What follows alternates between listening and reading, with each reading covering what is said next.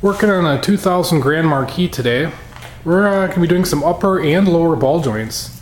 So in preparation to swing the steering knuckle out of the way, we're taking the nut off the stabilizer bar link.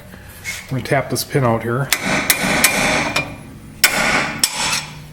We've also taken the caliper off and wired it up and back. Here we've taken a stanchion and put it underneath the lower control arm. And actually raised up the lower control arm a little bit, getting ready to separate the ball joints. We don't want the lower control arm flying down and bottoming out that shock. We're going to take this cross bolt off up here so we can separate that. Here's the upper ball joint, and a bolt goes in this groove here and holds it in much like a motorcycle shifter. Tapping the bolt out here. Quite a distance to travel, so we're using the old double pick fork trick.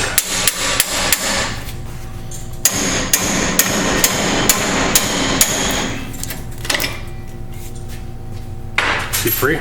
Yep. There we go. We're going with a 22 6-point on these upper ball joint nuts. I thought about painting it to get the new one exactly where this one is, because it looks like camber and cast are adjusted with the upper ball joint. But there's probably gonna be enough rust on this one that we can just kind of match it up to where this one was. There's an alignment washer on here. We'll take that off now. Just pulls right off.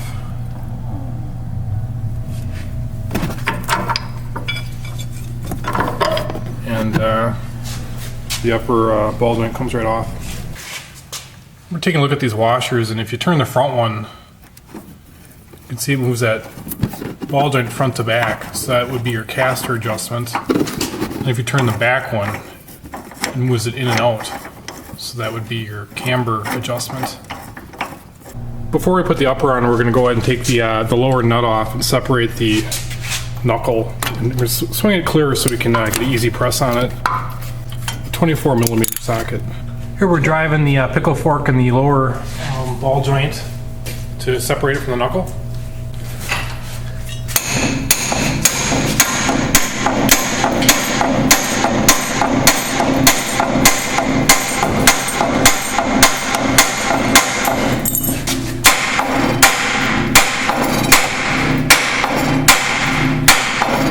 There we go. So after tweaking the backing plate a little bit, we got the knuckle off, and here's the ball joint. And you can see we have a nice open space to work our press. Here we are forcing out ball joint number 2. Couldn't get the impact in on this one because of the stanchion pulling up the control arm. We're just going to try to crank this one off by hand.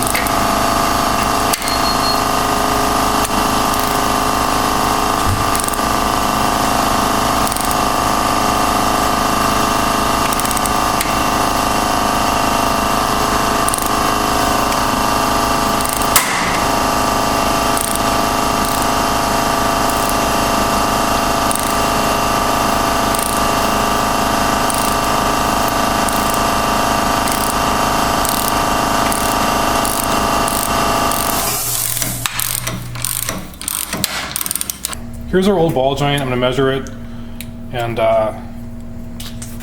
make sure our new one is the right one, which it is. And you can see some play in it. I mean, it's not terrible, but there was play. So now we'll go ahead and press this ball joint in. We're cleaning up the control arm here. I take a little bit of sandpaper and touch up that rust in there.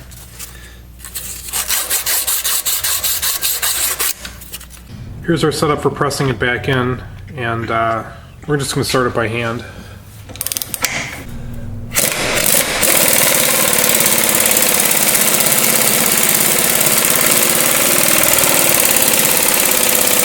I think it's in. Put the grease boot on here. These new ball joints are greasable, which is nice. Just going to take a minute to show you guys a problem we ran into. We're using these $15 ball joints here, and the customer bought these. and we couldn't get the boot on. It ended up bending and ripping. And after measuring one of the two ball joints, same part number, we're getting about 1.803. And then measuring the one that's pressed in there, we get about 1.830. So they're about 30 thousandths difference in size in this lip. I don't know if someone returned it and put the different one in there, or if it's just bad quality control. But we were unable to get a boot onto this ball joint. Due to ball joint quality control, we're pressing out the new ball joint to press in a different new ball joint.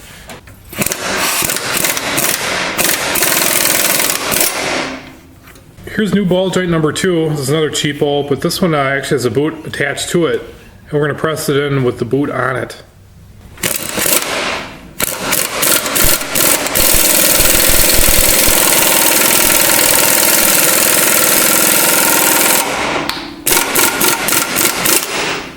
Got her fully seated. Just going to screw that upper back in here and try and get it pretty much where it was. This car will need an alignment after this. Here's a close-up of this upper ball joint. Just slip the knuckle back on. Get the nut on there. Here he's torquing the lower castle nut to spec. Installing the cotter pin here. Here we're installing the upper ball joint. He's cranking up on the control arm a little bit. You can probably actually pull down on this upper control arm too.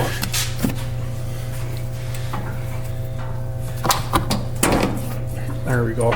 This new bolt that came with those master rides actually has a locking nut. We'll put that in there.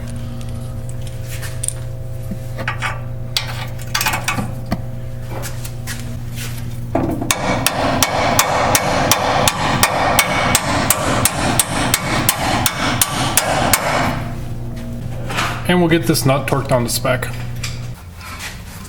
Here the brakes are getting cleaned up here. The sway bars gotta get tightened down yet. Put the caliper back on. Grease it and the side will be done. Bringing you highlights from side number 2 here.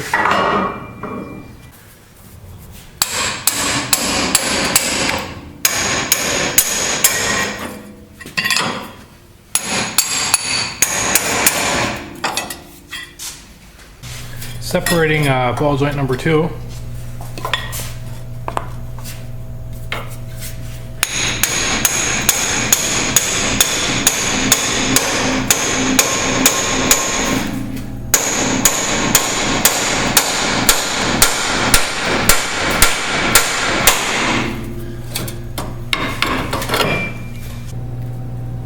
This one you can tell that it's got a worn spot on it.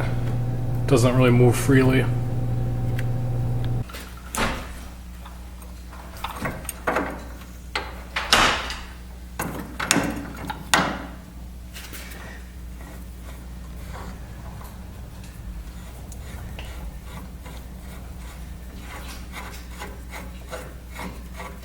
Going to be cranking this ball joint in by hand because again the stanchion's in the way.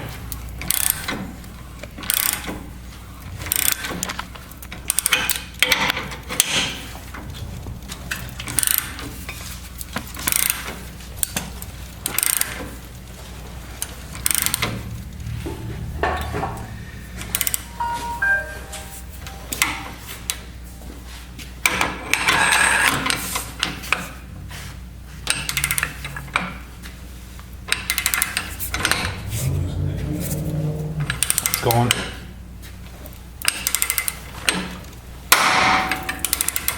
Just squared up there.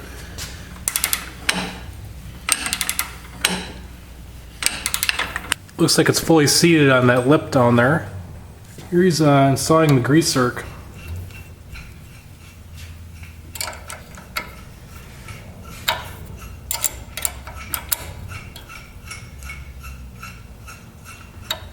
Just gonna snug it up. It's okay if it's not flush. You're pulling on the new ball joint. You can't even budge that thing. It is tight. These cheap ball joints are much better than the other cheap ball joints. Well, that's about it for the ball joint video.